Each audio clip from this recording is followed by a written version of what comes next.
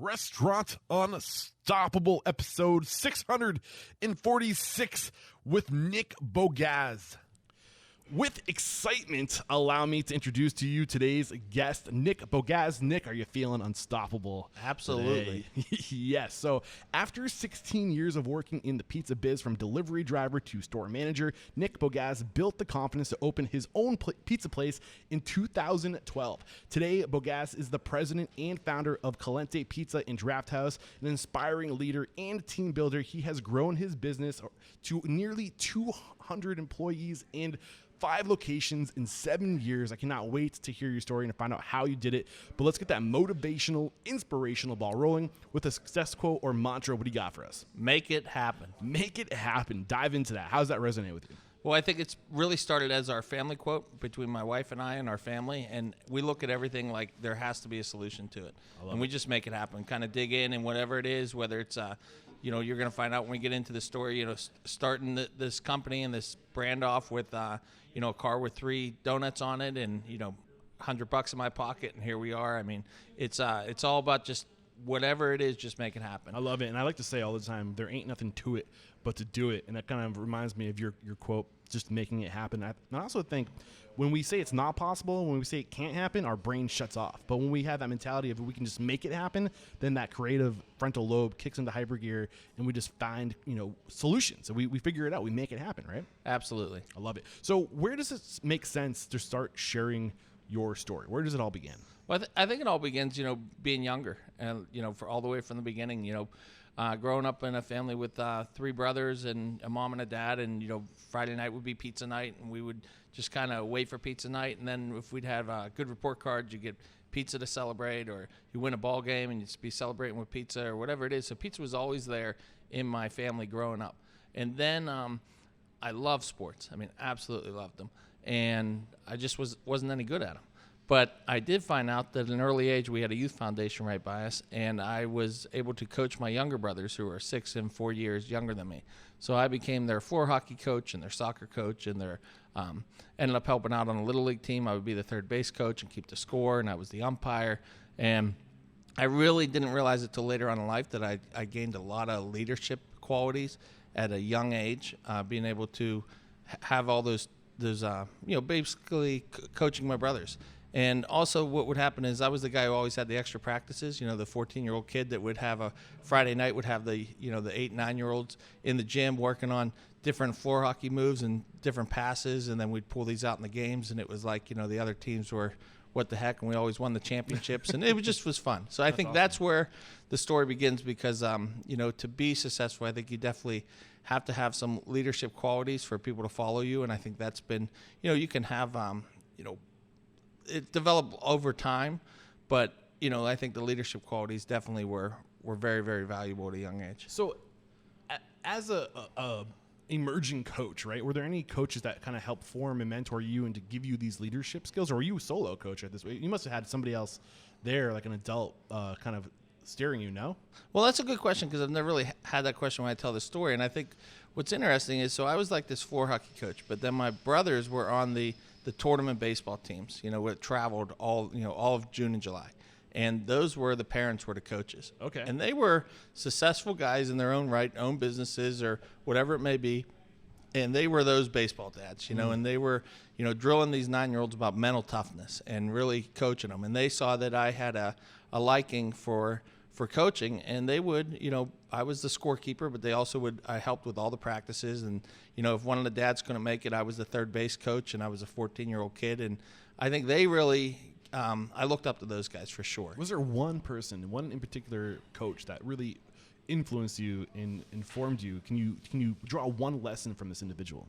Well, I think the other part is, at the youth foundation, there was probably more of a mentorship, if that's what you're getting to. There's a guy named Ken that was the probably about 7 or 8 years older than me. He ran the youth foundation, and Ken really he probably at that time was like maybe 20, 21, 22, and he was the one that set up all the leagues, and he set up picked all the coaches, picked all the teams, and he just had a really just a good mantra about him. And then later in life, he became an elementary teacher. So I think that makes sense. Yep. You know, I think there's one overarching lesson here that's kind of like, it's there, but it's like kind of hidden, which is, you know, you mentioned that you weren't really good at sports when you were younger, but you love sports, right? And there's always don't be so quick to write somebody off if they're not good at something. And you see this all the time in the restaurant industry, where somebody might not be a star on the line, or they might not be a star in the front of the house, but they're going to be a star someplace. So give them a chance, find out where they belong. And for you, that was coaching. Like, you had a natural leadership ability, a natural coaching ability. So don't just be so quick to write people off and say, you're not good at sports, or you're not good at cooking, or you're not good at serving. Like,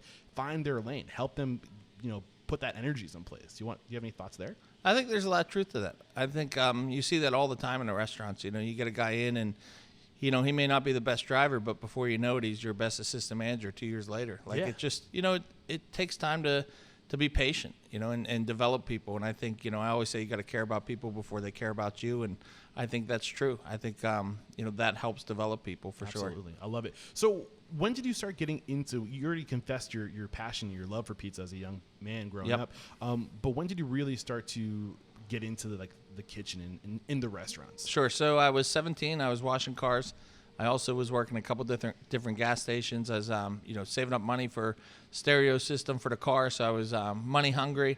And at the lunch table at school, my buddy said to me, he said, I'm making all kind of tips delivering pizzas. And I'm thinking, well, I'm making car washing tips. And we compared tips, and he was making way more money delivering pizzas. So, I always say the rest is history. I went down, started delivering pizzas. I said to the guy who was interviewing me, I said, I can come in at 3 o'clock. I can work till 11 every day.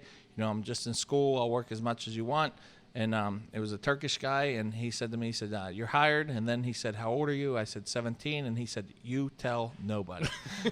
So I started delivering on a Wednesday, and on Friday, I wrecked my car in the middle of a dinner rush. Man. Yep, 2 days in. So, right there you would think that, there's going to be no pizza career for me. But, I loved that atmosphere. I could feel the team excitement. There was probably about 25 or 30 people that Friday that I wrecked the car. I'm standing there waiting to tell the manager that I had wrecked my car, and you could just feel, he's pulling everything out of the oven, and he's yelling out times and yelling out deliveries, and the cooks are yelling out when they're going into the oven, and you could feel the phones are ringing and the dining room's hopping, and I just felt like it was you're part of something. Even though I was just standing there ready to tell the guy that I wrecked my car, I knew I wanted to come back because I could feel that there was a team atmosphere in there. So what happened when you told him you wrecked your car? How did he handle it?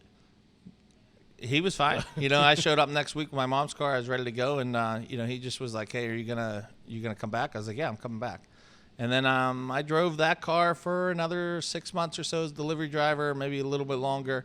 I was really learning the roads. I was try to figure out how to take the most deliveries, and really became like, I think a lot of what I do as as you get older, you find self-awareness more. And I think what I've found out over the years is if I do anything, I have to do it to the fullest. That's just me. Doesn't matter what it is. I mean, it could be a hobby. I have to do the hobby to the fullest. If it's, anything, if it's whatever it is, delivering pizzas, I have to do it to the fullest. I always have to. So what's delivering pizzas done to the fullest to look like? Well, I think it looks like, if you get a delivery driver show up at your door, and he shows up and he pulls up and music is blaring. He comes out with, shirt not even tucked in or anything, and he walks through your lawn. Then he comes up and, knocks over your flower pot, bangs on your door, and then you open it up, you give him a tip. He doesn't really say anything and leaves.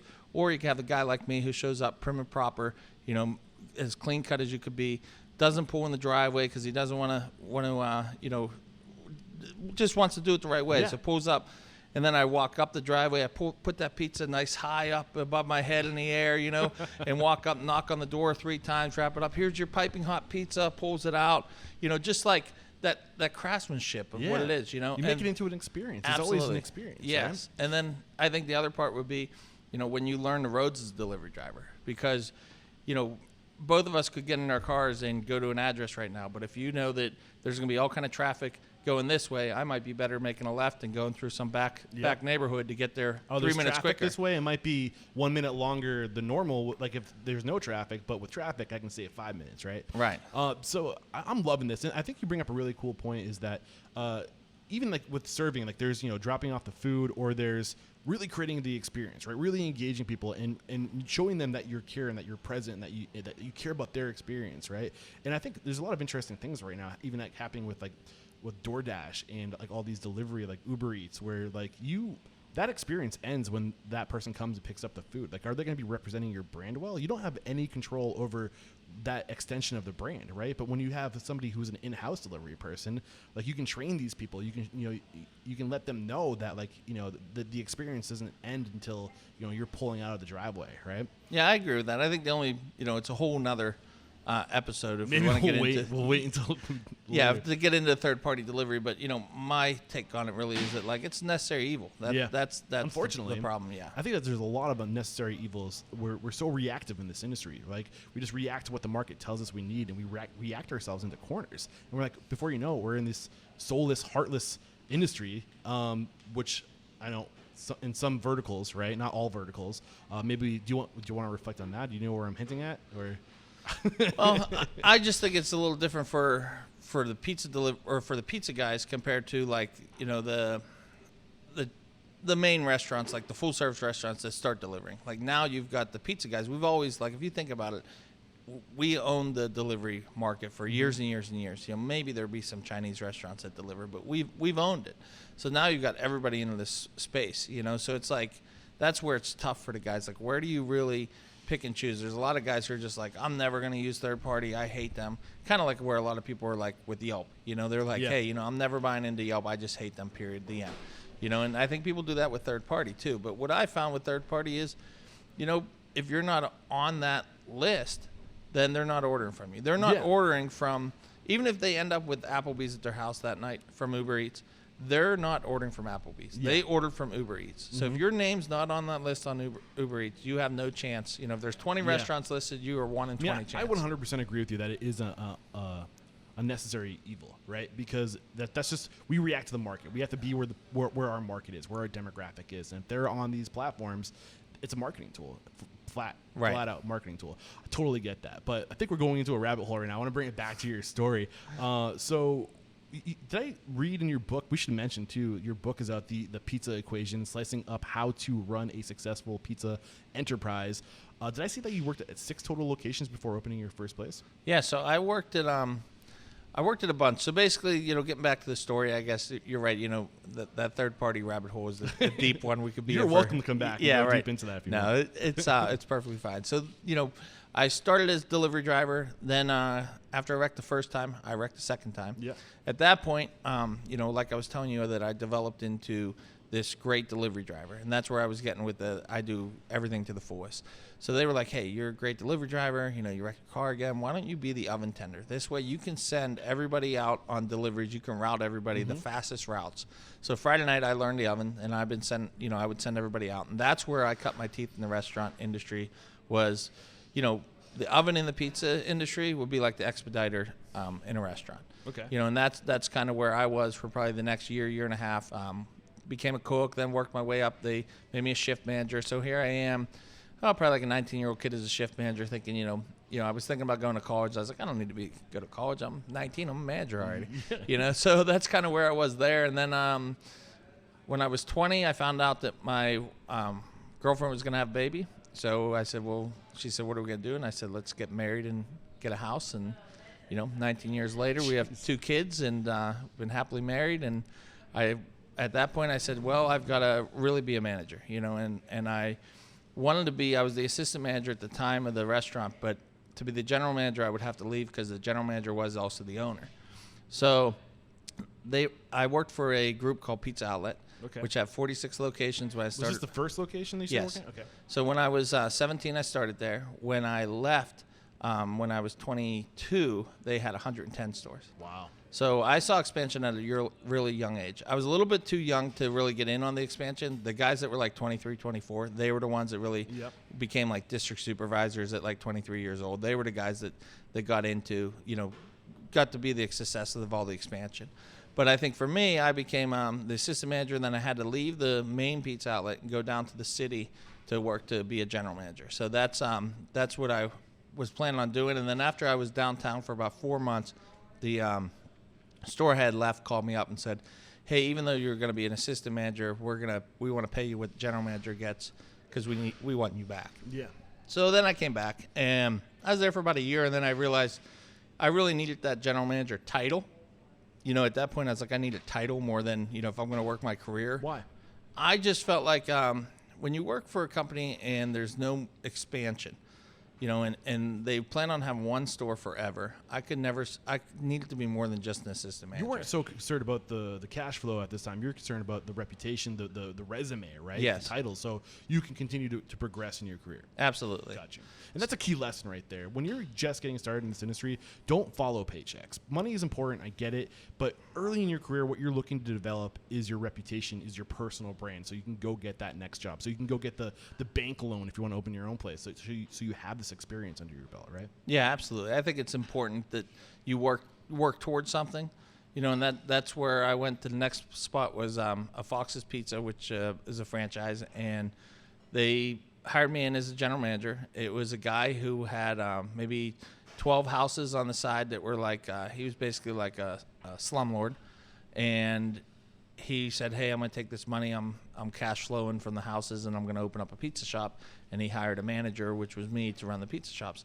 Now, the guy was, I think what he did really well was the numbers. He's the first one that sat down and showed me, opened up the books and said, this is what it costs for the dumpster, this is what it costs for electric, this is what it costs for everything. I mean, he showed me a P&L on like a spreadsheet, tablet, handwritten in pencil. And but he also was the same guy that when like the penny saver or the green sheet would pull up for their bill, he'd say, Nick, go talk to him. I'd go out, and then he'd be hopping in his car and driving down the road. I mean, that's just the type of guy he was. But at the same time, I mean, he really showed me his books. And then, so did you ask to see the books, or is this something he just did? He just did. I'm like awesome. A 21-year-old kid, and he was like, hey, you're going to be the manager here. You have to know why we're running this store. Yeah, we don't do that. Well, I mean, it doesn't even start with necessarily the manager. Like, take your line employees, right, and show them how it works, and let them see the big picture, right? Well, everybody always thinks that, you sell a pizza for $10 that, costs you $2 to make it. And it's kind of funny, even when you have employees that, we're breaking down food costs, and they're like, wow, you're telling me that we make $5 off of that? And I'm like, yeah, but it costs, like a wing. You'd be like, yeah, but it costs $5 to make the wings. Like, our food costs on wings is like 47%. Like, so what if we make $5 on an order of wings? Like, you can't survive on 47% food costs. It's not about the what you're making off of something. It's all about those percentages. Like, you have to really dial it down, because at the end of the day, there's only 100% left, or 100% total. So, when you start taking these percentages out, you're left with what you're left with. And if you've got high food costs or high labor, like, I think that's where, after I worked at the Foxes, I went and I worked for, I was there for, his kiss of death was he opened the second store. And it was the cliche. So that was his second restaurant. Well, that was his first one. When he opened this. That was the second restaurant you worked at. It was the second restaurant I worked at. Yeah. And when he opened, I was at the first restaurant. He opened a second restaurant. When he did that, it was the kiss of death for him. Knowing what you know now, reflecting back at that time and how he went about opening the second restaurant, what would you have told him if you were, his consultant today? I think his problem he had other businesses. So he was like, he wasn't just pulling money out of the restaurants to run the restaurants. He was pulling money out of his 12 houses he had to run the restaurants. And he was pulling money out of the restaurants to help the 12 houses. Like, he had a lot of different things going on, and he was, I think it was more like the etiquette of it, like the ethics of it, that, everything comes back around to get you. If you have to, pay everything on time, pay your bills, you would never catch me telling somebody to go up and talk to somebody at the front counter, and then I'd be driving out the parking lot. Like, that's just not how I do business. Like, if it's a local vendor, I try to pay them right away, like within the first week, and if it's some other type of vendor, we may pay if it says within 24 days, we pay within 24 days. Like, we're never like that. Like, when you start trying to figure out, oh, well, I know I don't have to pay this guy for 2 months because he's not going to call me.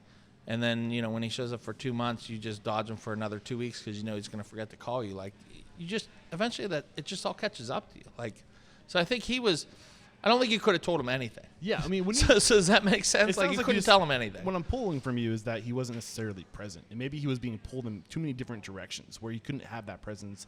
And it sounds like his businesses were dependent on him and not necessarily on the systems and the process that systems and the processes he should have created? Did he create any systems or processes, or was it just kind of completely dependent on the people that were in the restaurant? No, he was present. He just was like ethically like a terrible person. Okay. Like, but that doesn't help. No, but at the same time, like he wasn't a terrible person. He was terrible business ethics. Got you. Great person. Gotcha. That's a little better to clarify. Absolutely. He was a great person. Yeah. He really was. He was super genuine to me, and I mean, he really took me under his wing, and I learned a ton from him. But like, it was everything you wouldn't do in a business. So up to this point, except for the first restaurant, that was corporate, I'm assuming, 100 It locations. was. And then this was independent. The second location you're working at was independent. The 4 other locations, were they all corporate? So the first one was half and half. Like we started corporate, and then a guy it became a franchise store about 3 years in. Okay. And then when I worked for the Foxes with this guy I'm talking about now, it was his franchise store. It was his first store, but they have like 110 stores or more. Okay. They're kind of niches. They like to be the big fish in a small pond. Yeah. So they go to a lot of rural places. That's kind of how they. It's just a pick up and delivery pizza shop Gotcha. in like the small town. Mm-hmm. And then after that, so he said to me, "Hey, it was really the only time I've ever been fired." He told me, he said, "Hey, look, I'm not going to be able to afford you, and I'm going to close soon, so you don't have a job anymore." Ugh. And I was like, "Okay," But I did some. How old are you now? 20, 21, okay. with maybe 22, because I had both kids then. Okay. So 22, I had both my kids. We're just trying to figure out what we're going to do next. And I saw general manager job at Papa John's, and I said, you know what? I'm going to see if I can get in there. I was like a naive young kid. What year is it now? Oh, it's got to be like maybe 98, 99, Okay. 2000, right Gotcha. around so there. this is right around Papa John's when they're really starting to emerge. Yeah, they were. Okay. And they had 4 stores here in Pittsburgh, and the franchise group also had another 11 stores in Ohio. Okay. So, I get the job, and as soon as I start the job there, I find out that when he interviewed me, he said, "Hey, do you think you're gonna be able to run this store?" And I interviewed great, and I was like, "Yeah, I'm really hungry. I want this job, blah, blah, blah." And I asked the best question I think you can ever ask in an interview. What's that question? Okay, so at the very end, when they say, "Do you have any more questions?" You say, "Yes, I do. Is there any reason you wouldn't hire me?" Oh. And they said, "Yeah, there is a reason we wouldn't hire you. We have a very young staff here, and you're 22, and the last guy couldn't control them. We're not sure you're going to be able to control, all these young kids." Yeah, it's hard to lead peers, right? Right. And I was able to say, "Hey, look, I have 2 kids at home. I may look young and be young, but, I'm on a career focus, and I want this more than anything." Awesome. And he was like, "You know what? You're hired." Right Love there it. on the spot. So, like, I've used that question many times for getting a job. I love it. It shows you care, right? It Yeah. shows that you're not just there going through the motions. Right. And it also gives you a chance to rebut anything that they may be thinking. Because as soon as you leave, you can't tell them that, "Hey, I can lead that," or, there was we'll get to the next time I use that question in a little Yeah. bit. But yeah.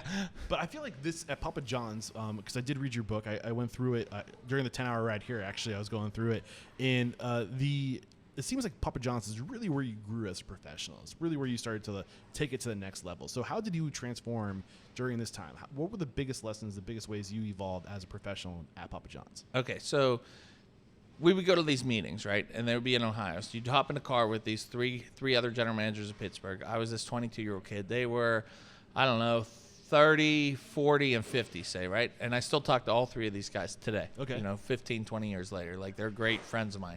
Love it. So we would go travel out there every month. You go out there, you sit there, and they'd be like, the guy would stand up to franchisee, and he'd say, "Hey, Art in Youngstown's up 10%. Everybody clap for Art." Oh, great.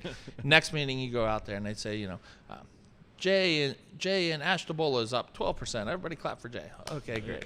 And we had a supervisor who was just in Pittsburgh. We were like the stepchild, so to speak, because there's 11 stores that all kick ass in Ohio, and here we are in Pittsburgh that were kind of like stores. The University of Pittsburgh store did well. All the other ones were like a struggling market because you had 4 Papa John's and you had 110 pizza outlets.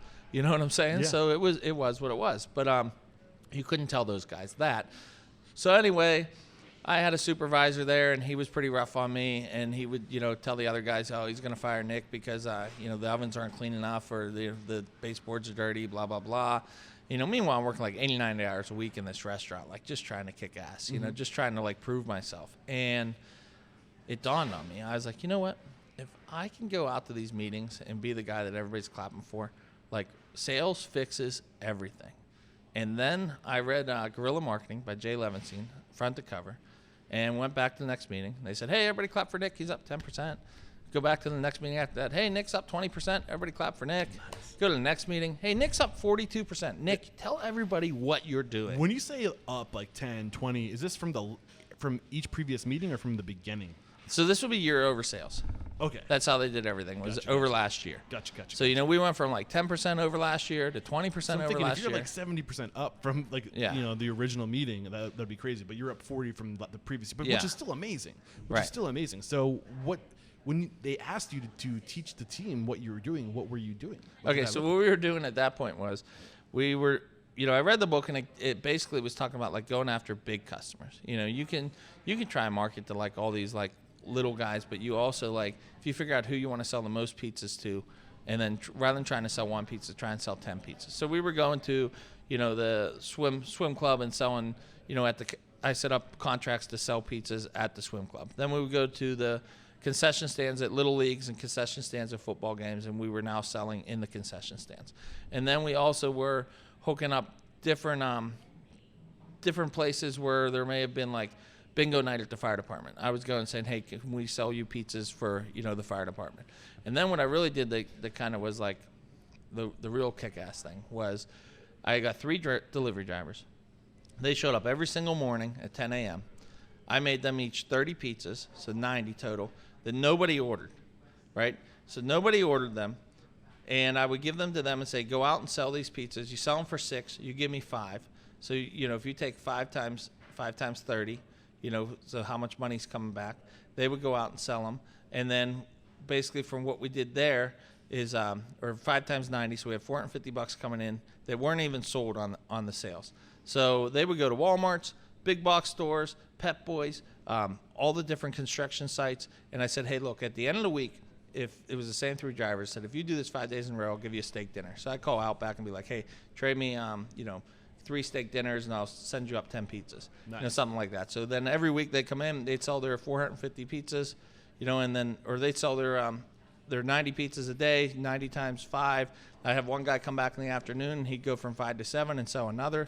So we were basically selling $500 worth of pizza 5 times a week, so $2,500 worth of pizza that nobody ever called and ordered for. Yeah, and I mean, that is like guerrilla marketing to the T, but I love it because beyond that, like, you're not just initially when you're going to the pool, when you're going to the baseball games, you're going to the fire station, they're not expecting you to be there, but what you're doing is you're establishing a relationship. You're not just selling those 5 pizzas or those 7 pizzas. You're establishing a relationship and being a person of value. You're providing value. You're here. They're probably getting a discount.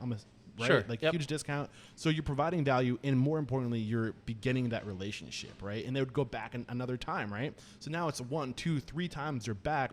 Now this person there's a name tied to the restaurant, right? That's Johnny from, Caliente's, like, or wherever, Papa John's. So I think that's like the really cool thing is like you're putting the ball in motion. You're developing that momentum, and you're getting the relationship going. And like at the end of the day, business is all about relationships, right? Absolutely. And I think that's exactly what happened there is, we built that up. We got embedded in the community. And you think about it, too. Somebody that tries your pizza at a baseball game, they may only have 1 slice, but then they go home like, wow, that's a really good slice. We should order from them. And then you end up getting a new customer. Yeah. So how much of a hit did you take with all this? Because you weren't selling. Were you breaking even just to like cover your market to get the people out there? Or were you profiting?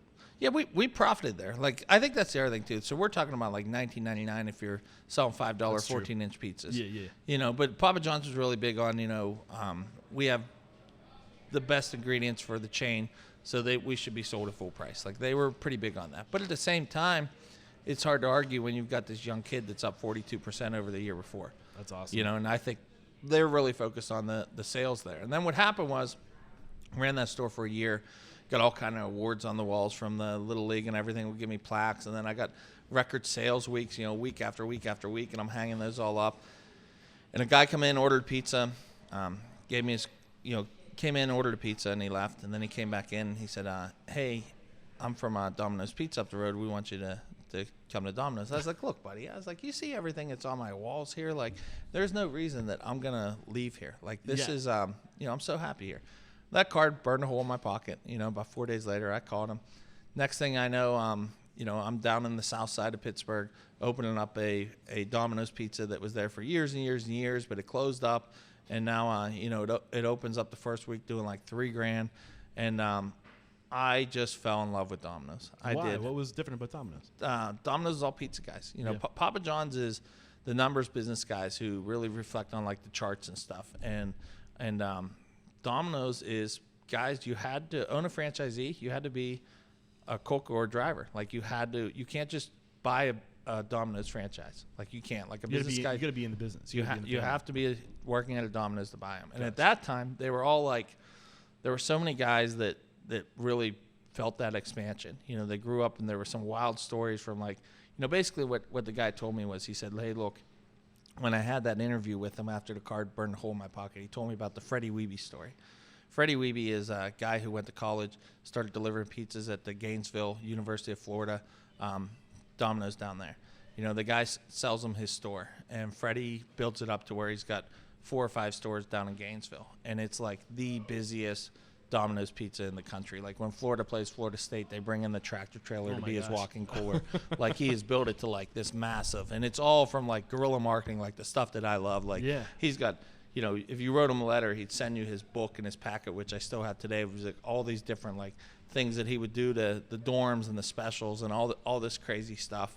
And so when I started working the Southside Domino's, the guy that I worked for, about 9 months in, he was the owner. He split ties with the other owner, and he moved over to Wilkes-Barre on the other side of the state. So like maybe a year and a half, 2 years in with Domino's, he calls me up and says, hey, look, I want to move you to Wilkes-Barre. Come join our franchise. And I was like, oh man, that's like, my kids are like, I don't know, 3 and 2 or 4 and 2 or something at the time, and everybody's here family-wise. And I was like, I don't know if we're gonna move. And he's like, they're making real money. He's like, they're making bonuses. And I was like, yeah, I've heard people say bonuses before. Like he's like, I'll show you W-2s. So I drive across the state, shows me W-2s. I meet the franchisee, the owner of the company, and I was like, I'm in. So we packed everything up. They moved me to Wilkes-Barre, and I got out there. And the first thing they did was they said, hey, we're gonna send you down to work with Freddie Wiebe for a week, so you can see his stores down there.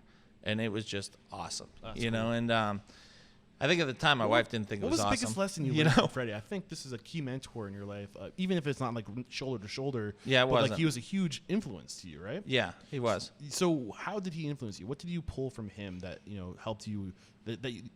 What did you pull from him that you changed in your own businesses? Well, I think what he had down there was like what you saw was all the guerrilla marketing techniques. Yeah, like all the techniques. Like he was always doing something. You shared a couple of the guerrilla marketing techniques that you used before meeting Freddie.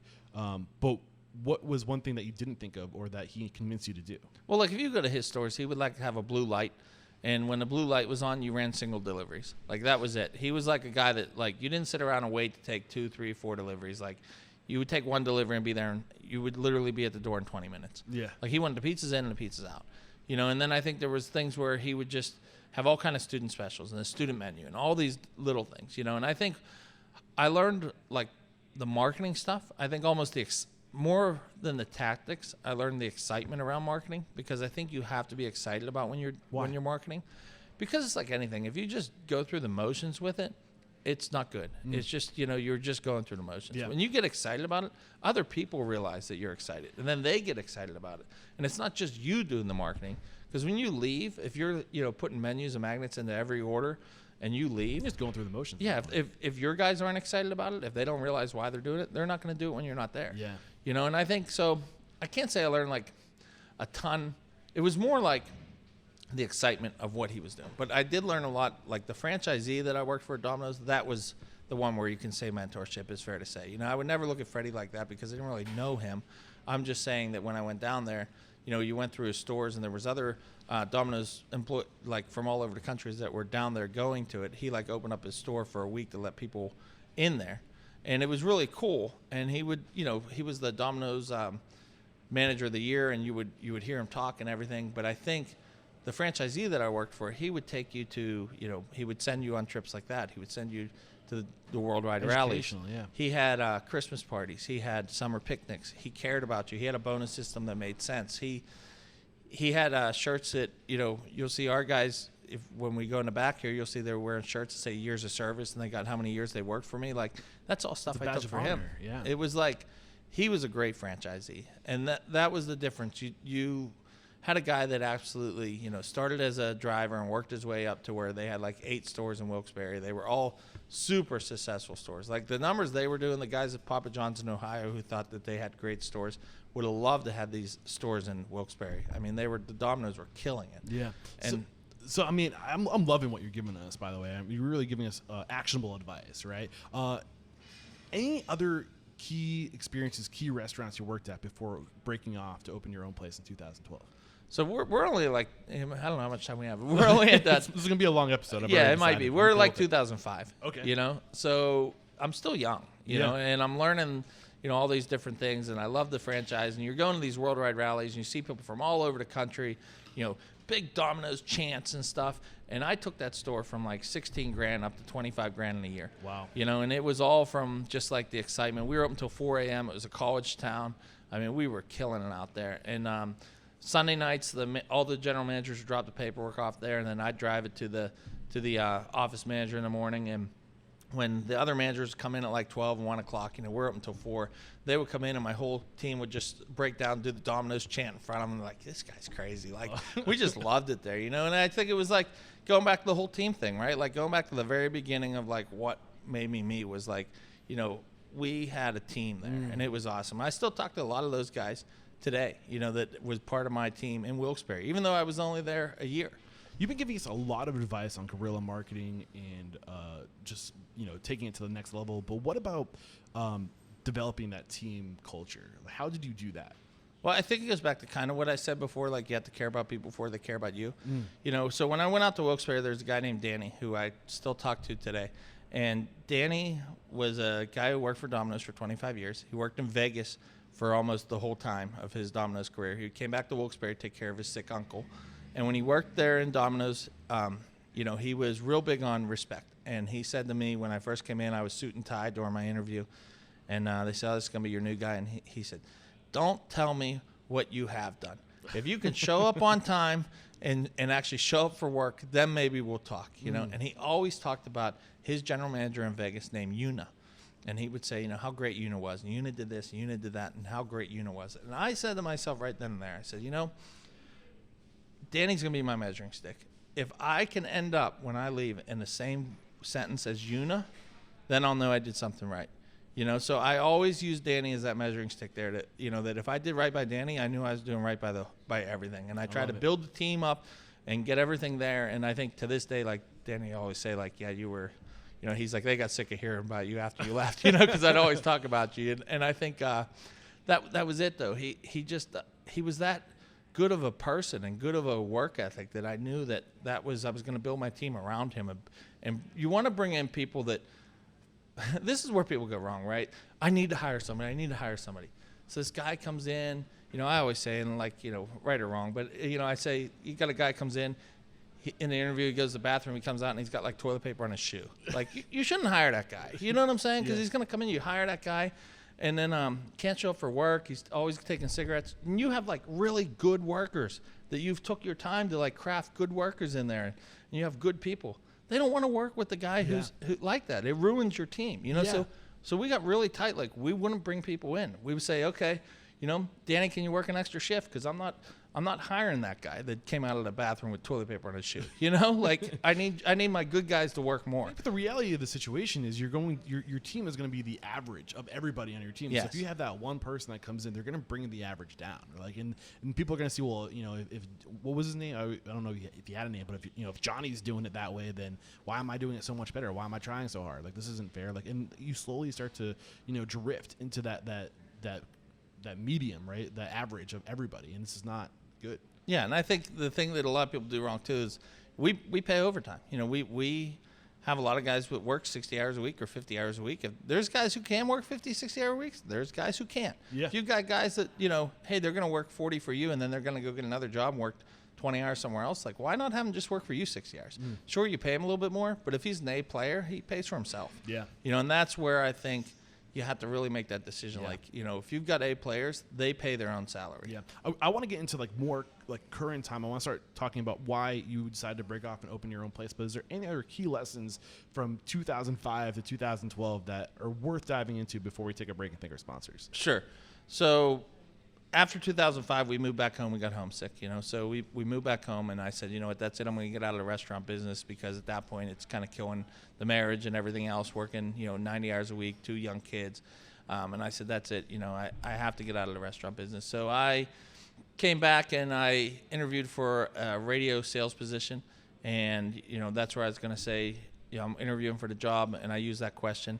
You know, is there any reason you wouldn't hire me? And they're like, yeah, you've never done sales before. And I was like, what do you mean I never did sales before? And I told them about all these contracts I had with, and I left out, we were selling school lunches too back then. So I got school lunches, I got all the cafeterias. I told them all that, and they're like, oh man, if you can sell pizzas, the school board, you can sell radio.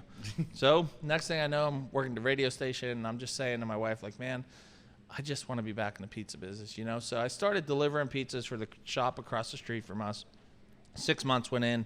That was like my trial period, and I kind of ran out of being in the radio station. So I was delivering pizzas, and then I called my buddy from Papa John's and said, hey, can I deliver pizzas for you too? So I started delivering for him. Now I was delivering for the one across the street and delivering for Papa John's. And then I said, you know, man, it just seems like delivering, I need to do something else, you know? And I said, well, why don't I, you know, at that time, you know, I had bought a house from delivering pizzas, and, you know, everyone's always like, oh yeah, right, like, what are you, like, selling drugs on the side? And I'm like, no, like, I'm delivering pizzas like 70 hours a week. Like, you know, I was able to buy a house. I showed every single tip I got. But you get that in the restaurant business. You always get, like, that it's not a real job, you know, and I think that's the part that I was like, okay, I'm going to go get a real job. So I took the post office test, and I passed. So then I become a mailman, and at the same time, I kept both my delivery jobs. So I've got 2 delivery jobs, and I'm like a part-time mailman. You're on the roads all day. Yeah, all day, right? So I'm like, all right, you know, I'm a mailman. And it was absolutely, from the first day I walked in at 5 in the morning, it was the worst job I ever had. I realized that is where dreams go to die. Because what happens is people go there at like 25 or 30 after they can't do anything else in their life, and they get a job there.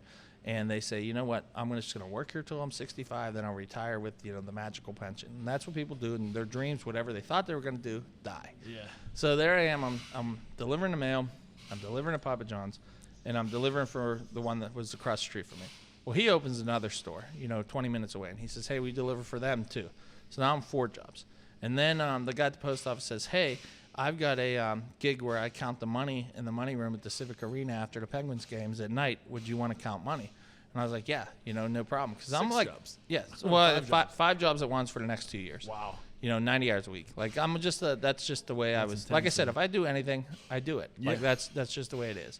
So I'm working, you know, all those hours, and then they came to me at Papa John's and was like, hey, we're gonna fire your friend. Yeah, we know you have a good history as a general manager before.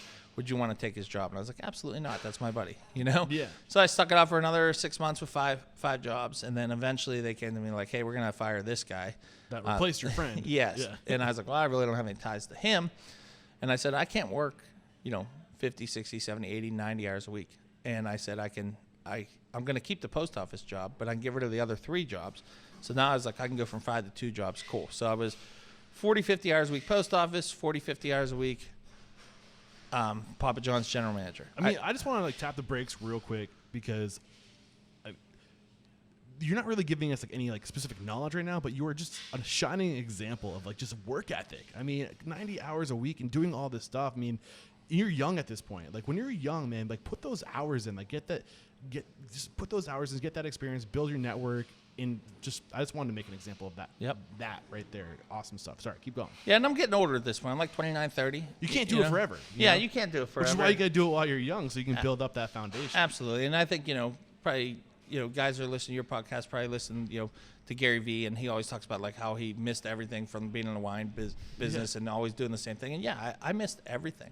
I mean, communions, birthday parties, everything. I missed it all. Yeah. And I think it was like, I always told my wife, I was like, I'd be a pizza wife for life. She'd be like, oh, hell no, you know. But now she embraces it, thinks it's funny. But I think, you know, at that point I'm working all these jobs. I got it down to 2. I took that Papa John's from $27,000 in profits to $147,000 in profits. Using the same tactics that you shared earlier, or anything different? Different would have been, they had a university pit in Carnegie Mellon. I read another one of my favorite books called The Sales Machine. Okay. And one of the tactics was the Dream 100, where you write down 100 of the, you know, big businesses that if you could sell a bunch of pizzas to.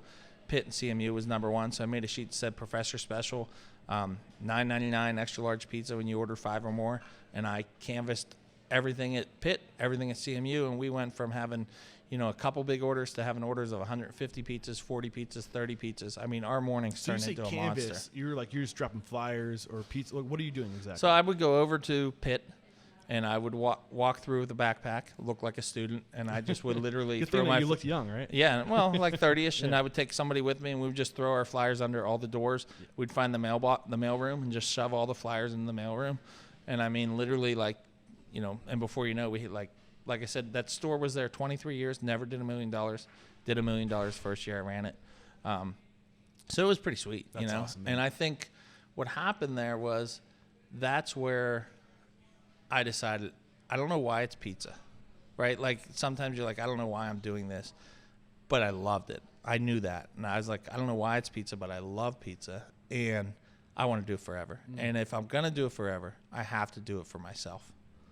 You know, so that might give you the good hard break because I'll tell you the rest of the story when we come back. Yeah, okay, so we're going to take a quick break to thank our sponsors, and we'll be right back. This episode brought to you by MarginEdge. Never deal with a paperwork nightmare again.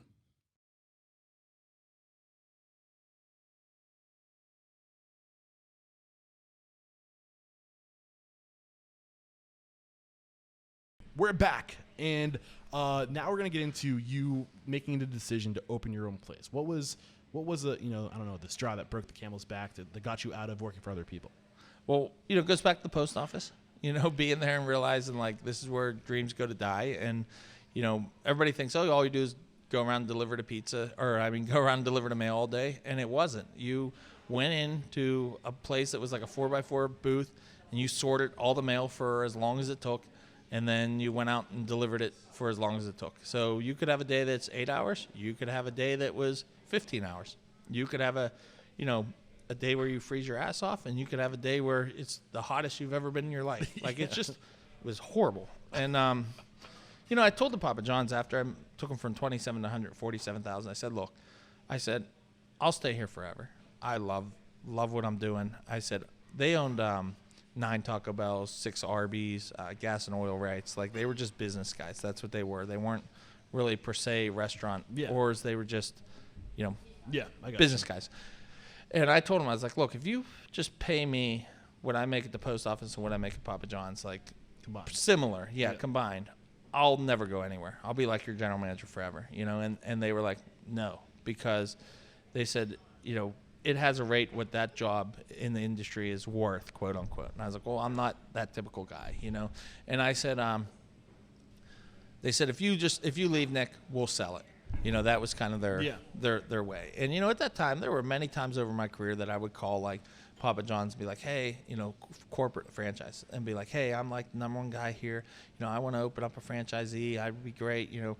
And they're like, all right, great. That sounds great, Nick. What store do you work at? What's your net worth? I'm like, what the hell is net worth? I'm like a 29-year-old kid with, you know, $500 car and two more kids. You know what I'm saying? So like when I started this podcast 6 years ago, I only interviewed independents because of that. For me, I grew up in the independent world. My parents owned an independent restaurant, and there's just that. It's like, for me, it's like that soullessness, so where they look at the numbers and they don't look at the people behind the numbers. And I think that disconnect is just.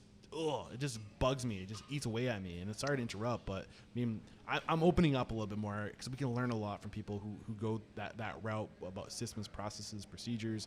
All those things are super valuable. But I mean, I just had to, like, that's like the one thing that I just can't get over. Numbers do not mean everything. Yeah, they're important. Don't get me wrong, but sorry, keep going. Yeah, no, they just they didn't want to hear it, you know. So I guess to me that was the straw that broke the camel's back.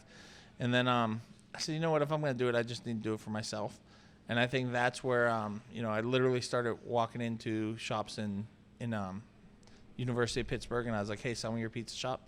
And they were like, get the hell out of here. The fifth guy said, my buddy has a shop over in Bloomfield, which So now you're just approaching independence, or you're, Yeah. okay. like literally walking in and saying, sell me your pizza shop, like right down the University Pit. And they're like saying, get the hell out of here. And at the time too, like, I think this goes back to where everyone's always like, well, how do you get started? How do you, do you write a business plan? And look, like, I'm a guy that never went to college. I'm a guy that never wrote a business plan. I'm, super successful in what I've done in the last 7 years. Like, it wasn't overnight. You've heard of like the 16-year story till now and all the hard work. But, it takes something else. And at the very top, I can tell like how you ask, like, what's your mantra? Like, this is where to make it happen comes in, right? Yeah. Like, okay, how am I going to make it happen? And this is where it gets really interesting. And, I discovered something. When I was working at the Papa John's down there in that year where I became like took the profits, super high, I had all college kids that work for me.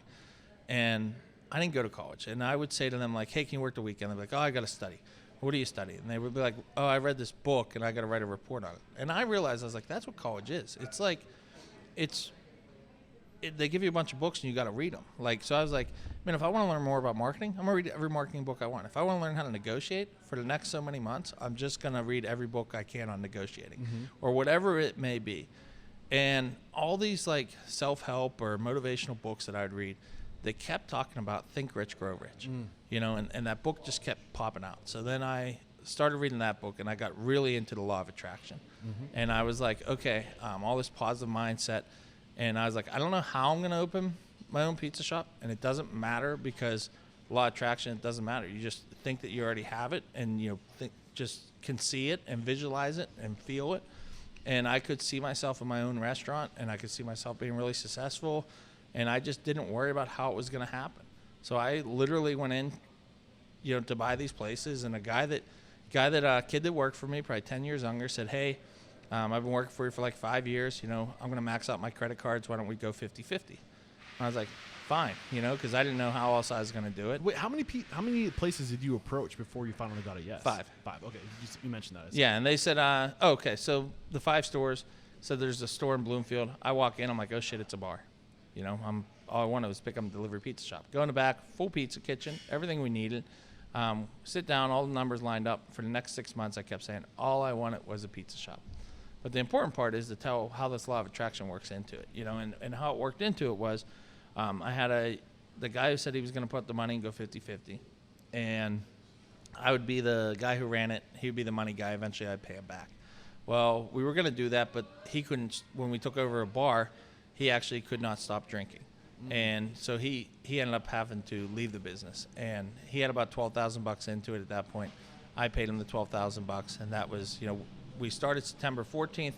He was out by Thanksgiving. To give you an idea, it was 2 months. It was a shame. It really was, because the guy was one of the only people that believed in me at the time. I wanted it to work. I really, really did. I think I might have missed something. Who was he already working at this restaurant? Did he already own it, and then you were coming in? He was a delivery driver when I was working at Papa John's. Gotcha. Yeah. So you guys went in 50-50 to take over this bar. Yeah. What was it about this bar? Why did this bar and pizza place, why did they want out? What was going on there? Okay, so they were a Turkish and Indian guy. They owned a bunch of cricket wireless locations. Gotcha. They bought it for a nephew. Nephew's, oh, nephew says, oh, this is hard. Like, yeah, right. This is actually work. Absolutely. So that was the deal, So they just wanted out. We actually, when we took it over, we didn't have anything signed. It was all on a handshake. My partner, like I said, I paid him off, and he left. I paid him off from the money, the $12,000 from the business. I had to go to the, and I think when he told him we weren't going to be partners, he thought I was just going to be done too. And I went to the guys I was buying it from, and they were like, look, Nick, we see you in here 100 hours a week. We hardly see him in here at all. Save up as much money as you can over the next 9 months. Give it to us, and we'll finance the rest over 5 years. And that was really how it happened. And then my parents gave me a small loan towards that, like for operating expenses. Gotcha. Where that would have never been possible if they didn't see that I had my own restaurant. See, what I love about this approach is going and talking to people. 9 out of 10 people want their business just to be away from them, like especially the restaurant industry. Like 9 out of 10 people, or probably half, right? It took you 5 times, right? 5 people you asked. People want to get out of this industry. It's a lot of work, and there's a lot of resentment, and there's a good chance that if you knock on someone's door and you give them an exit strategy, they're going to take it, right? And be somebody's exit strategy. Go around, talk to people, ask questions. Some people are going to tell you to get the F out. That's fine. Go to Yeah. the next place, right? You're going to find an opportunity. And don't just stop at the first one. I mean, you stop at the first one, but see what else is out there. Ask 5 more places by the end of the day. See what happens. Yeah. You will find an opportunity. It's amazing. Yeah, and once I found the opportunity, I took it, and then we got into Caliente, and like I said, I was driving a car with 3 donuts on it. I had $100. They were willing to save up as much as I could to put down in 9 months, and I just I lived there. I was in the back. My wife was out front. We never worked together before.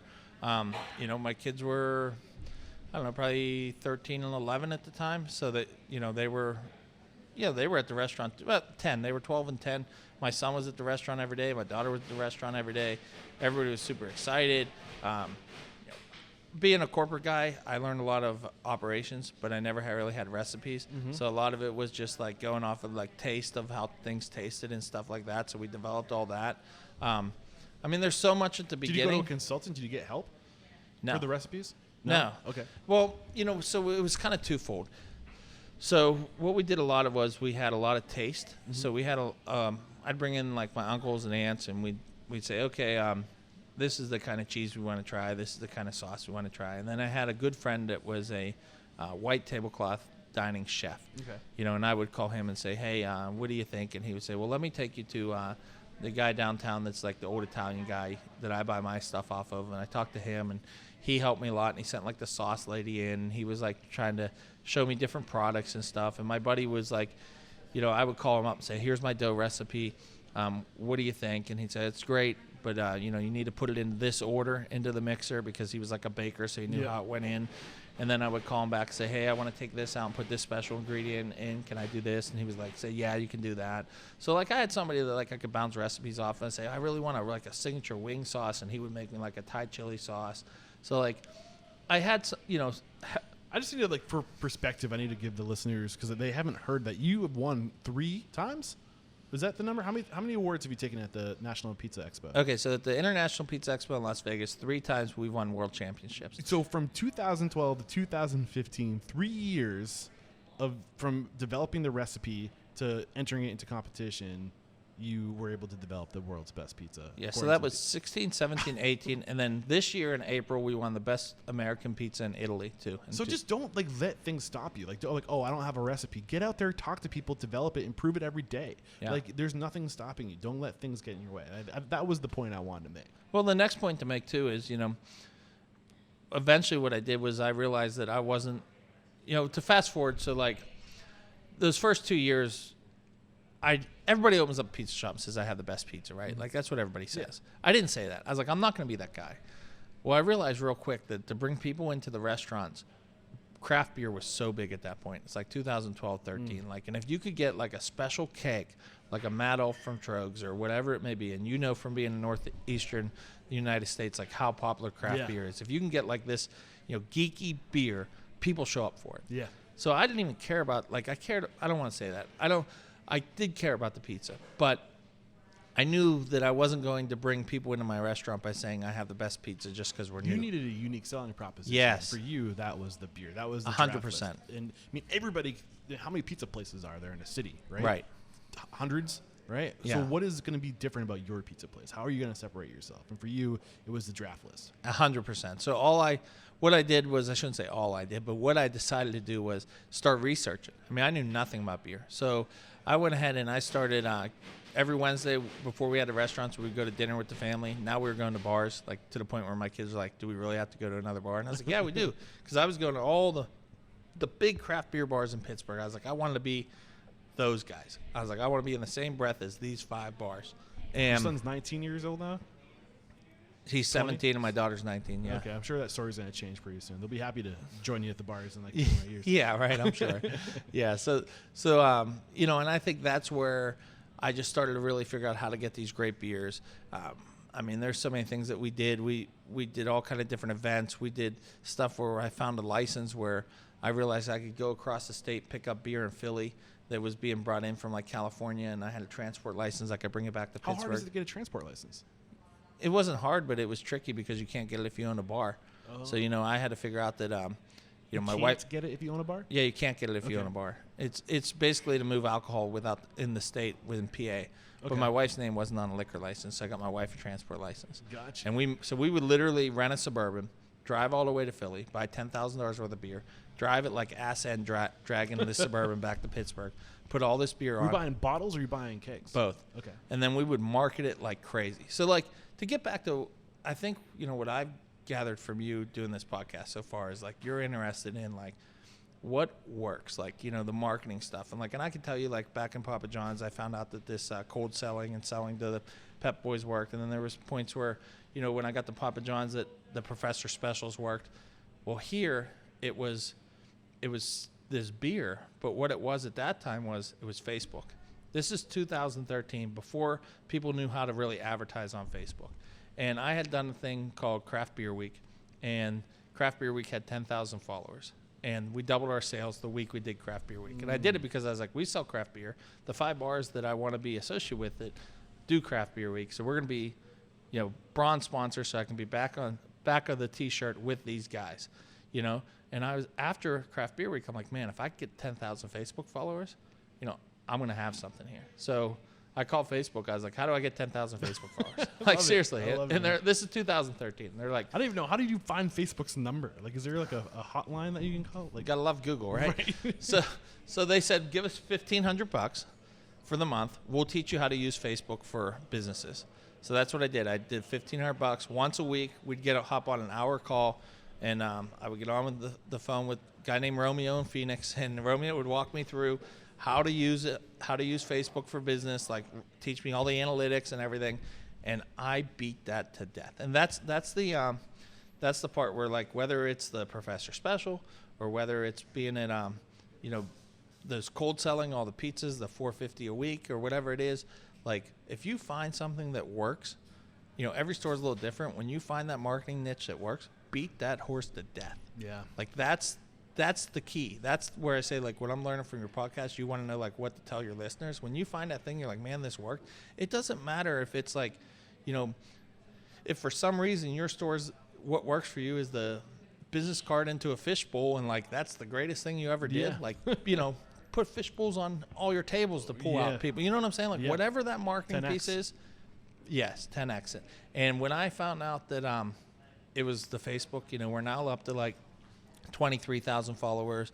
When we buy new stores, we put it out on there and we just kill it with Facebook. And I think that's where, you know, that was really what did it for us. And I think that's where you have to find what it is and just do it to the fullest. Awesome. I love it. So one other thing that I think is really important that I think we can gain from you in your story in scaling Calientes is that when you, well, first, how long did it take you to scale, like from 1 to 2? So we opened in September 2012, and we opened the second store October 2014. So 2 years, a little over 2 years. Yep. When did you know it was time to scale? How did you know you were ready for the second location? I always say, like, I think working all those jobs, you know, I get bored easy. I think that's the truth. So once I would go in and I'm like, man, like this store is running good and it's running good without me, it's time for the next one. Okay. So how did you get to that point where it's running good without you? I think you have to get people to buy into your vision, you know, and you have to understand who your people are and what they want to do. So I think what I would do was get a good team around me, and I always wanted to create a place where people could have a career. Because, you know, like I said, when I called Papa John's, like, what's your net worth? Like, I didn't want to be one of those places. If someone wanted to work here forever, I'm going to create positions for them. So how do you get somebody to buy into a vision then? Well, I think you got to have a strong vision. You know, and our vision is that it's one team, one dream. You know, what's that dream mean? That's our rally cry. And what that dream is whatever you want to be. If you want to start here as a hostess and your dream is to be the bar manager, like, you can do it here. If your dream is, you know, I want to be a franchisee, like, if you show me everything that you can do and, you know, you're my best general manager and all your numbers are right and everything is, like, I'll help you become a franchisee. Like, you know, it's whatever you want to do in this company, you can do. And that's the vision that I try to set forth for my employees, is like, whatever you want to do here, you can do. I never want to see somebody leave to go to another restaurant, because to me, there's no reason for them to go anywhere else. So what I'm pulling from you is a strong vision and a culture of opportunity. Absolutely. What about the actual processes? How did you start implementing systems and processes so you could remove yourself from the day-to-day and not make it a people-dependent operation, but a system-dependent operation? So I think, to get into that, so we go from the first store to the second store. The second store we bought was real close to my house. Okay. So everyone always says, the second store is the hardest. It wasn't, because it was right by my house. So I could work down at the original one, go there, see that store, and then I'd go, on the way home, I go right to the one by my house or start there, vice versa, or whatever. It wasn't hard. Then, let's see. So that was October 2014. March 2016, we opened a third store. And in Pittsburgh, Pittsburghers do not drive through tunnels. You're from the North Hills or the South Hills, period. We found a great restaurant in the South Hills. Numbers matched up everything. And my wife and I, the last question was, are we going to drive through the tunnels? And I said, man, if that's the only reason we're not going to buy it, we got to buy it. So is it just because the traffic is horrible going through tunnels? Okay, gotcha. Yeah, that, and I don't know. People don't like to cross the rivers. It's weird. Well, it's a really interesting city. It's segmented into little valleys, right? There's a bridge here or a tunnel there, right? And they're little pockets of all over the place. It's really absolutely. And that's what's been nice too, is when we open the restaurants, we can go in a whole new suburb. Mm-hmm. Even though maybe you're only one store is maybe 15 minutes from the other store, it's a whole different. People travel in certain ways in Pittsburgh. I got you. They really do, and I think that's where being from Pittsburgh, that, and that's where you see people from Papa John's, when they come in, they try to build out a market, or even big restaurants. They fail because they don't realize how Pittsburgh works as far as how the segmented traffic moves. Yes, 100%. Got you. And so when you were scaling, you're looking at the different segmentations and and not putting two locations in the same segment or the same burb. You're basically slowly just growing. Was there any strategy to where you were looking? Well, yeah, there's absolutely strategy but I think to get back to the, there's two questions. The first question is the procedures. Yeah. So let me answer that one. Sorry. And I'll give you. Oh no, you're good, because they're both interesting. Yeah. So when we get to the third store, I realized I couldn't be three places at once. Even though I could somewhat be in two places at once, I couldn't be at three. So the first thing I did was, my friend who was the chef, I had been to the International Pizza Expo in 2015. I saw the culinary side of it. I realized I'm not a culinary guy. And I was like, man, if we could win these championships. I was like, I know I can't win them, but I know a guy who can. So I sat down and I had a talk with my buddy, and he'd been at the same place for 7 years, and I brought him into Caliente to be the regional guy, and to help me develop all the procedures and the recipes and really as we grow. Because I realized that third store, you had guys putting pepperoni on different than they put it on a different store. Mm-hmm. And that was just the tip of it. There was all kind of things that were completely different. Inconsistencies all over the place. Yeah. So I talked to Eric and brought him in, and then just to touch base a little bit on the championships. Then I brought him in June, and when we went in March, he did win the world championship. Wow. I was right. I just knew from the way he cooked that he could win these championships. He's that talented. And I think I didn't bring him in just to help me win championships. I brought him in because we needed systems, and he helped me. We'd have ideas hey, we want to create a book that has pictures of every product we have, what a pepperoni pizza looks like. Yes. That there's 48 pieces I'm on so it. happy you're saying this, because I was going to ask, what's one thing that you do to instill those standards? And for you, it's literally this is what it's supposed to look like. Take a photo, and you don't just do it with the food. You can do it with your line. This is the way the line's supposed to look. Absolutely. Right? And it's as simple as taking a photo. Yep. And then what else we developed was, we made a joke earlier. You said, "Oh, the TVs are on the checklist. Must be up." And we have a checklist for the TV is a great example. We'll have a checklist that says TVs, and that's for the whatever shift that is. Then the managers have a list to make sure that that checklist is done.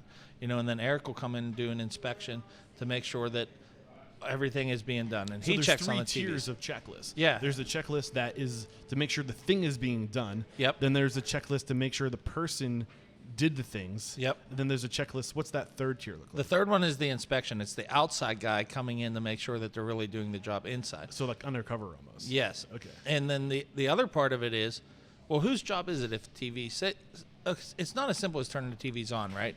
Maybe the TV's actually broke. Mm-hmm. So whose job is it to calling it TV fixed? Okay. The problem we ran into the third store is maybe I'm not at the second store for a week, and I walk in and they're like, "Hey, our ice machine's been broke for a week." I'm like, "What do you mean it's been broke broke for a week?" So now you're talking about protocol. So if this, then that. Yes. Right? A book of okay, this happened. Well, check the handbook. Like, what do we do? Right? Yes. Gotcha. So what we did was every single thing in the store, we have a list that's broken down that has everybody has their own jobs. So like somebody actually, it says like this is the bar manager, she's in charge of the TVs. And then we have a list of who you call if all this stuff breaks. Like you have to have the protocols. Yeah. And that's really, it's broken down to all the managers. We have general manager, assistant manager, kitchen manager, bar manager, and then they're broken in shift leaders. And then they all have their specialized areas of what they're in charge of. Awesome. Anything else that you want to make sure we discuss? We're already at an hour and like 10 minutes. Anything else you want to discuss? Anything that you think you haven't brought to the table yet that you think is super important? So let's get into the other part of your question you asked was. Oh, that's right. Yeah. So how do we pick a restaurant, right? So everyone always Good say thing like, you're paying attention. Yeah. They'll ask like, hey, do you want what area do you want to be in? I don't care what area we're in. I want a good deal. Ah, that's right. That's what I want. I want a good deal. So what I look for is... I'm so happy you're going back here because this is really interesting to me. Yep. Keep going. Okay, so if I go into a restaurant to look at it and a guy says, I say, why do you want to sell it? Oh, I've been doing this 20 years. I want to move to Florida. Okay, I don't really need to look at this. What? You don't, because he wants a ton of money for it. I want to walk... retire. Yes, I want to walk in and say, hey, why do you want to sell it? And he said, you know what? Whether it was a hardship or they bought it for that nephew, or they thought that they were going to quit their banker job and open up a restaurant, and it's just they're struggling. Or they're just at their wit ends, and they'll do anything to get away. Yes, anything. That's the guy that I want to buy it off of. And then, most of the restaurants I buy with them financing it. Hey, I'll put $50,000 down. You finance the rest over 5 years. And they're like, oh no, I won't do that. Well, in 6 months, if you still need to sell your restaurant, call me. Yeah. I'll get that phone call. Yeah, 3 months I'll get that phone call. Yeah. Hey, you think you can do 75 and the rest of them? Well, I'll come talk to you. Hey, the 50 is what I can do. So the value that you're adding is the exit. Yes. Is though being able to walk away with no strings attached aside from paying you back. Absolutely. Yeah. Yep. Awesome. So how do you find these places? What are the criteria that they meet to what are the boxes you're checking as you're going through? Okay, so first box is hardship, right? Second box would be it used to be something.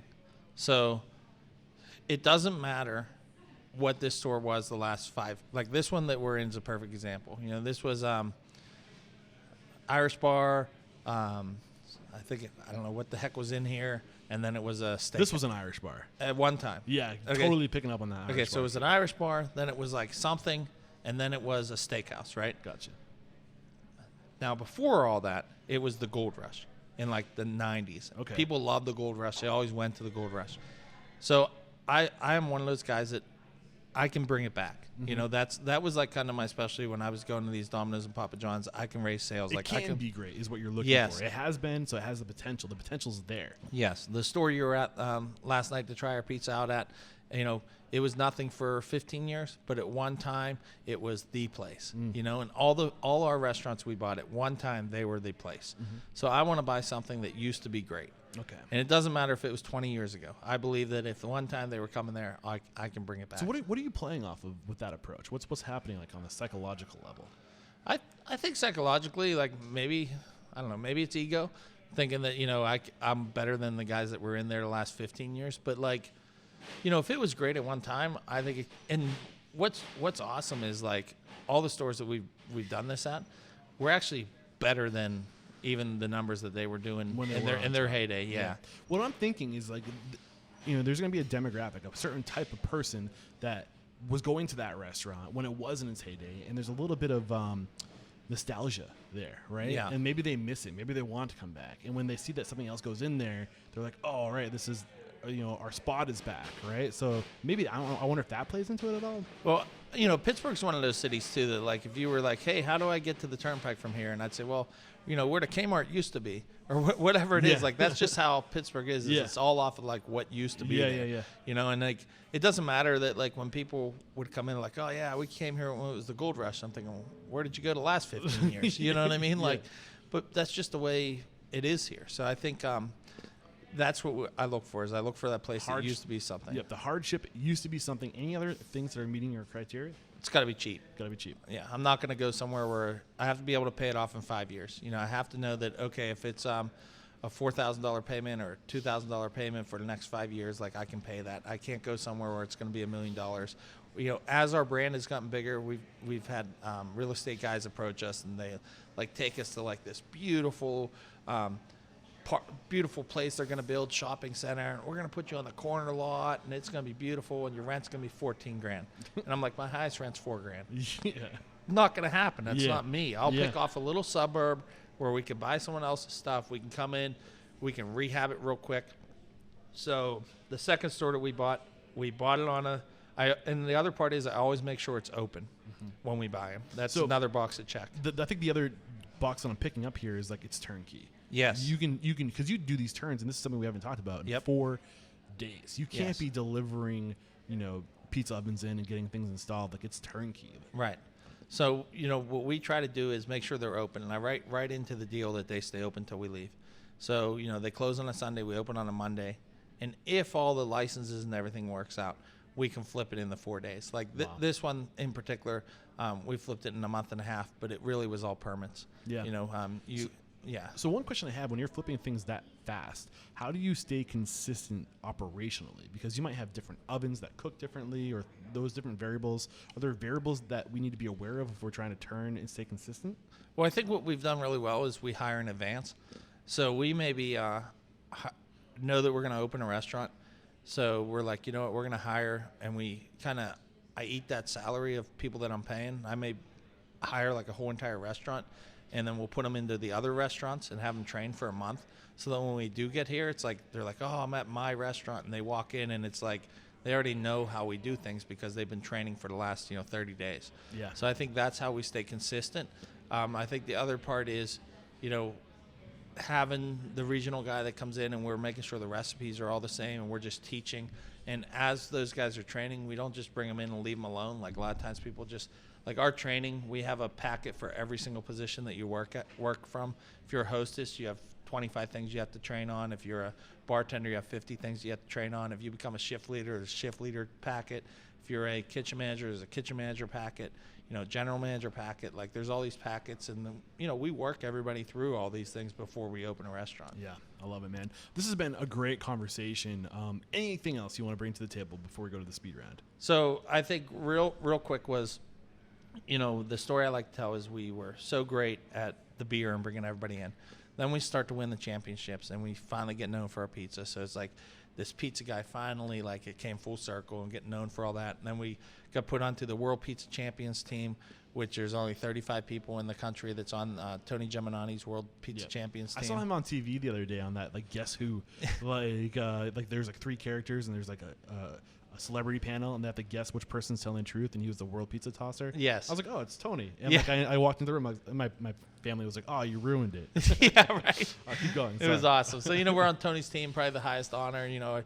I decided to write the book and kind of put the story in, and, wrote the book. So, like, I'm starting to see, like, everything come full circle. I've had a lot of, I've been a speaker out at the Pizza Expo, and also at the Pizza and Pasta Expo. I'll be doing the keynote. So I think I've done a lot of things to kind of position myself as an industry leader. Like, I didn't want to just be a pizza guy. I think a lot of times when people get into their business, you have to decide what you want, right? Like that's a big part of it too. And I think what I've always decided is, being that law of attraction guy, like always writing down the goals. And, if I look at my goals before I open the restaurant and open them up now, like it's so vast of what we've accomplished. Like it's be on the cover of Pizza Today magazine, and we've been on it. Like you can't, but how could you say that for just a guy opening a pizza shop? Like I never wanted to be just a neighborhood bar and a neighborhood pizza shop. I always wanted to be a destination. So you have to know what you're opening. There's nothing wrong with being a neighborhood pizza shop or a neighborhood mom and pop restaurant. Like if that's what you want to be, be it. Yeah, and be the best of it you can. And write it down, because I promise you, you might decide in your head this is what you want to be and this is the direction you're going, but you will drift. A year will go by, and you'll forget about these dreams and these aspirations. You'll get lost in life. And then you'll hear something somewhere that says, write down your vision or your goals. And you're like, I did that. And then you go and you pull them up, and you're like, oh, yeah, this is what I'm doing. And it gets you right back on that center line. It's so powerful. Yeah, absolutely. Yeah. Anything else that you want to drop on us before I ask one more question and go to the speed round? No, I think it tells the whole story, but I think it goes back to that make it happen. And, when I opened up the first restaurant too, it was knowing that I wouldn't fail.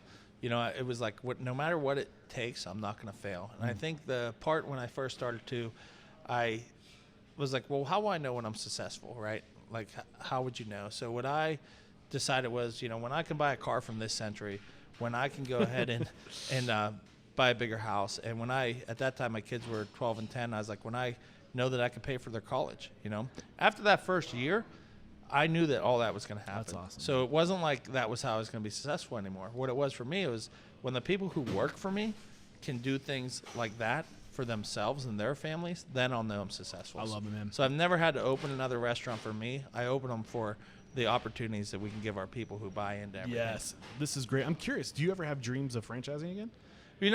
It's back and forth. If I would franchise, it would only be to people who work for me, and it would have to really be, that I know it's going to work. Yeah, and I think Danny Meyer was somebody who said something along those lines, where we all know who Danny Meyer is, right? And Setting the Table, most recommended book on the show by far, and he's known for being that like high scale independent operator, right? And then he opened the Shake Shack, and he started creating Shake Shacks all around New York. And then he got to the point where he had a franchise because the success he was having with his business and his book, he was attracting onto himself so many incredible people. The only way he could scale and provide opportunity was recreating the same thing over and over again. That was the only solution for him. And I don't think everybody gets that opportunity to be so successful that they have to franchise because they run out of opportunity for their people. But that's what I'm hearing from you. Yeah, I mean, if that's what happens, that's what happens. I think, but we just try to create opportunities for our people to move up for sure. I love it. So this is a question I'm trying to ask all my guests, and it's the mission statement is to inspire, empower, and transform the industry. So how have you transformed since that pizza delivery boy way back in 1998? Was it 96? Yeah. So I think I've transformed. Like I've gone through many journeys over the last 20 some years. And I think. You just have to stay true to yourself, and I think the biggest thing you have to learn about is who are you. So you got to be self-aware. That's probably the biggest lesson that I think I've learned is you have to know who you are, and you have to embrace the ugly parts, and you have to really leverage the great parts. So you've transformed by becoming more self-aware. Yeah, 100%. And they say that self-awareness is the peak of emotional intelligence. Yeah, and. I mean, it shows, man. This has been a great conversation. Thank you so much. One more quick break. We're going to come back and bust out a quick speed round. This episode brought to you by MarginEdge. Never deal with a paperwork nightmare again.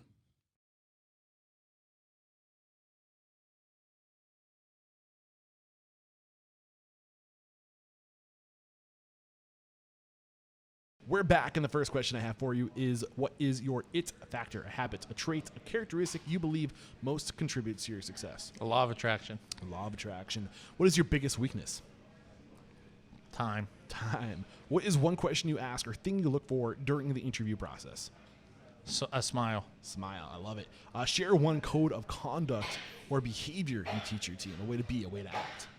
Smile. Oh, that's great, man. What is the one uncommon standard of service you teach your team? So this is something that's common within your four walls, but not common within the industry. I think, this will be maybe a little long-winded, but talking about the draft list, everything we do with our draft list is above expectations because, we have it on the board. We have able to hand it to you. It's also on the website. We really dive into the draft list of how important that is. Yeah. And what is your biggest challenge today?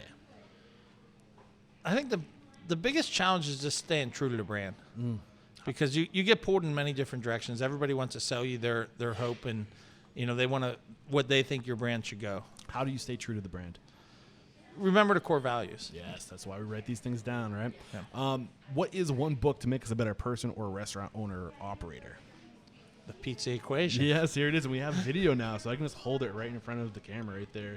It's the Pizza Equation, slicing up how to run a successful pizza enterprise. And I read it in the 10 hours. It's a short read, 111 pages, I think.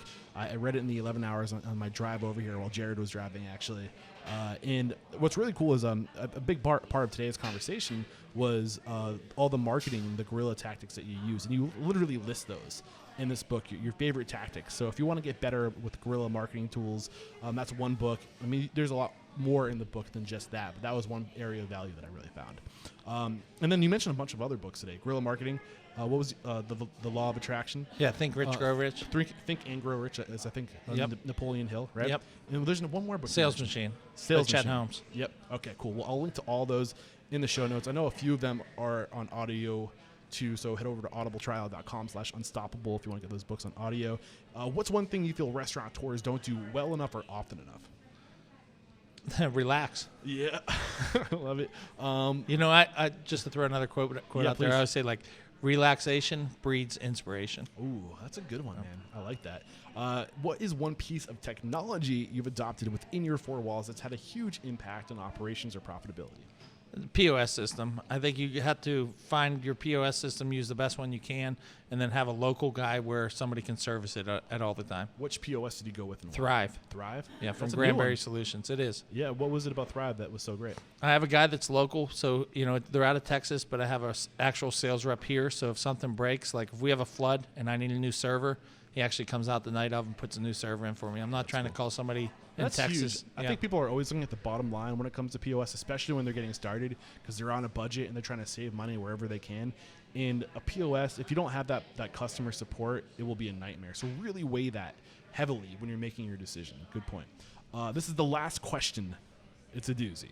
Are you ready for it? Sure. All right. If you got the news, you'd be leaving this world tomorrow. All the memories of you and your restaurants would be lost with your departure, with the exception of 3 pieces of wisdom, 3 things you know to be true about your success. What would those be? You could leave these things behind for the good of humanity. What are these 3 pieces of wisdom?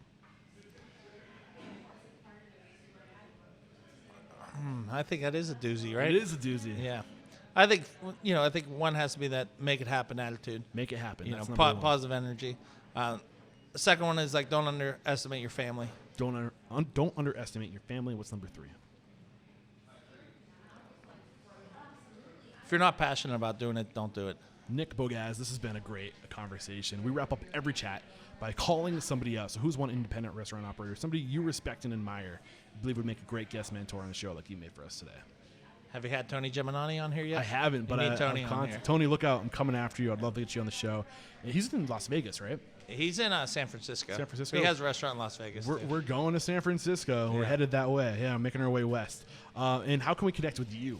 If we would like to share or connect with you, maybe come join your team, what's the best way to connect? Sure. So it's Instagram, Nick Bogacz Official. Amazon.com, you can grab the pizza equation. PizzaDrafthouse.com and pizzadrafthouse@gmail.com to email me directly. Beautiful. This is episode 647. Head over to restaurantsunstoppable.com/647. We'll have a summary of today's discussion as well as a link to all the tools and books as well as Nick's book, The Pizza Equation, over there. Again, 647. Thank you so much, Nick. There is no questioning. You are unstoppable. Cheers. Thank you.